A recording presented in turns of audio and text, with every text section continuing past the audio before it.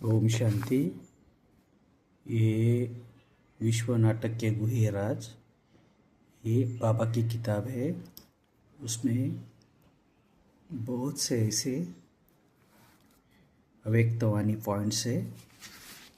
हम उसके एक एक लेंगे। बाबा ने ऐसे ऐसे राज बताए हैं उसमें, वो हमें जीवन में बहुत बहुत महत्वपूर्ण है और काम में आने हैं। तो उसमें बताया है,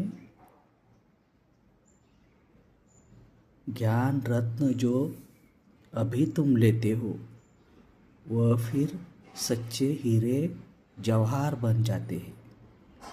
नवरत्न की माला कोई हीरे जवाहरों की नहीं है, इन रत्नों की ही माला है। मनुष्य लोग फिर यह रत्न समझ अंगूठियाँ पहन लेते हैं। इन ज्ञान रत्नों की माला इस संगम पर ही मिलती है। ये रत्न ही तुमको भविष्य 21 जन्म मालामाल बनाते हैं। ये अव्यक्त मुरली का पॉइंट्स है। ये मुरली चली थी 10 जनवरी 1969। उसमें से दूसरा एक पॉइंट है, तुम जानते हो इस रथ द्वारा बाप हमको सब राज समझाते हैं।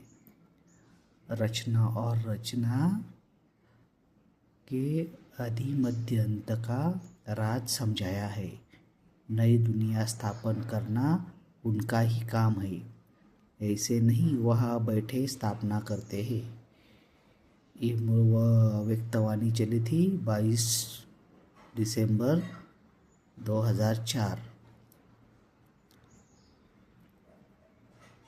और एक 17 अक्टूबर 2004 में एक अव्यक्तवाणी रिवाइज हुई थी। उसका एक महत्वपूर्ण पॉइंट्स है, सत्य ज्ञान जीवन की परम प्राप्ति है, क्योंकि सत्य ज्ञान निर्भय निश्चिंत बनाकर परम सुख को देने वाला है। सत्य ज्ञान का दाता ज्ञान सागर परमात्मा है। वो अभी सत्य ज्ञान दे रहा है। ज्ञान की सत्यता को समझकर और धारण कर परम सुख को अनुभव करना और कराना हम आत्माओं का परम कर्तव्य है। करना भी और कराना भी, यह बना बनाया खेल है। यह बेहद का बाप समझाते हैं, उनको ही सत्य कहा जाता है।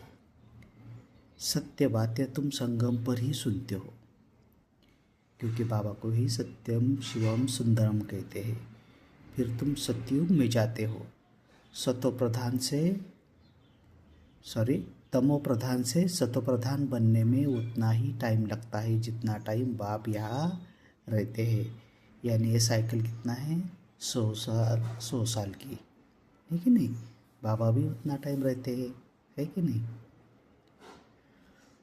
तो ऐसे ऐसे मेन पॉइंट्स बाबा ने बताए हैं, है कि नहीं। ओम शांति।